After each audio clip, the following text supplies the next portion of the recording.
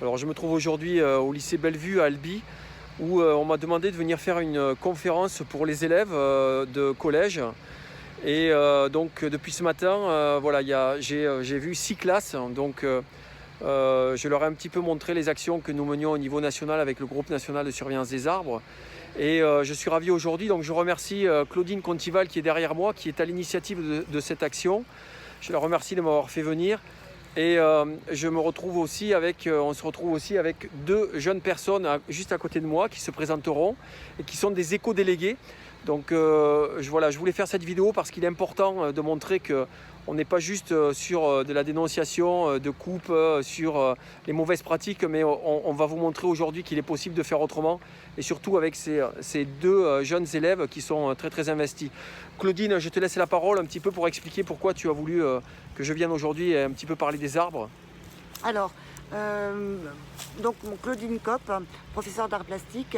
Donc je connais Thomas et je connais sa passion et son engagement. Et j'ai voulu, suite à un travail que j'avais fait faire en art plastique avec mes troisièmes, le faire venir pour le sensibiliser les élèves de troisième aux problèmes qui touchent toute la planète, la déforestation. Alors c'était prévu l'année dernière, donc ça a été reporté suite au confinement. Et je suis très contente parce que les élèves de troisième ont eu 2 jours consacrés justement à l'éducation au développement durable et que ce que Thomas leur a dit ce matin est proche d'eux puisqu'il a énormément parlé de situations qui sont désastreuses au niveau écologique et les enfants, en fait, les élèves se sentent de plus en plus concernés et engagés également pour que l'avenir soit plus vert. Super. Voilà. Ok, merci Claudine. Bonjour, je m'appelle Alexandra Simpson, je suis éco-déléguée avec Margot.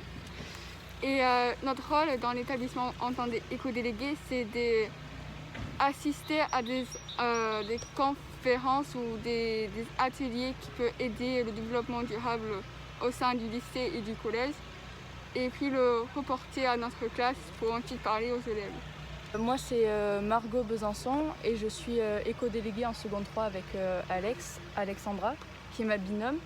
Et le but au lycée, c'est en étant éco-déléguée, c'est de nous sensibiliser d'abord nous et après ensuite les autres élèves et de faire des différentes actions. Par exemple, on a créé un poulailler, il va y avoir des brebis qui vont être là pour brouter l'herbe au lieu d'utiliser les tondeuses pour qu'il n'y ait pas le carburant utilisé. Et du coup, ces actions elles vont permettre déjà de sensibiliser les élèves à l'écologie et on commence déjà à une petite échelle et après, peut-être que plus grand, on voudra faire d'autres actions à plus grande échelle et vouloir vraiment rentrer dans l'écologie et faire des choses pour la planète, pour qu'elle aille mieux et que tout le monde aille mieux. Super. Donc Alexandra, c'est ça, hein? Oui. Toi, tu es en plus de ça, quand on te parle de déforestation, tu m'as dit que tu venais d'Australie, c'est ça?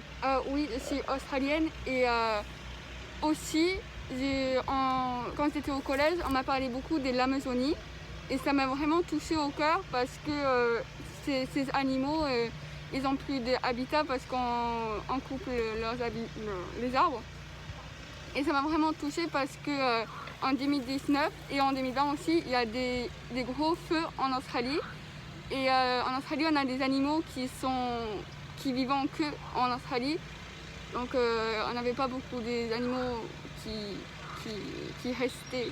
La population des koalas ou kangourous diminuait et donc ça m'a touché vraiment. Quelle est la situation aujourd'hui en Australie? En Australie, maintenant il y a des inondations moi je dirais que c'est pas pire que les feux, mais ça fait une conséquence à l'Australie parce que c'est une île.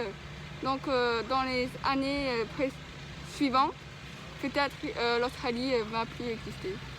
D'accord. Bon, on va essayer de finir sur une note positive quand même, parce que c'est vrai que tout ça c'est un peu alarmant. Voilà, derrière vous pouvez constater il y a beaucoup de potagers ici. Donc on est allé voir, il y a un poulailler aussi qui a été fabriqué par les élèves. On a juste ici là-haut Voilà, vous pouvez le voir, c'est la cheminée de la sortie de la ruche. Donc on a une ruche aussi. En fait, Albi, c'est une ville qui est très engagée au niveau environnement. Moi, je suis leurs actions depuis des années, même au niveau de la municipalité. Donc voilà, là, ils vont faire de l'éco-pâturage, donc avec des bêtes qui vont venir manger l'herbe. C'est très intelligent de fonctionner comme ça aujourd'hui. Donc voilà, on est vraiment dans un lycée ici qui axe son éducation sur le développement durable. Donc c'est très bien. Il faut que ça se reproduise, que ce schéma se reproduise.